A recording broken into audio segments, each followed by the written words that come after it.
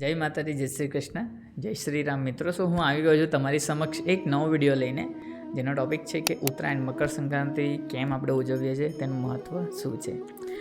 મિત્રો, હિન્દુ ધર્મ અનુસાર આપણે માહને બે પક્ષમાં વહેંચવામાં આવ્યા છે, કૃષ્ણ પક્ષ અને શુક્લ પક્ષ.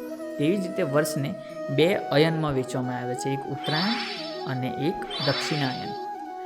મિત્રો, મકર સંક્રાંતિના દિવસે સૂર્ય ઉત્તરાયણ ગતિમાં પ્રવેશ કરે છે, તેટલા માટે આપણે તેને ઉત્તરાયણ કે મકર સંક્રાંતિ તરીકે પણ ઓળખીએ છીએ. આના સિવાય પોષ માસમાં સૂર્ય ધનુ રાશિ છોડીને મકર રાશિમાં પ્રવેશ કરે છે, તો એટલા માટે આપણે તેને મકર સંક્રાંતિ તરીકે પણ ઓળખીએ છીએ.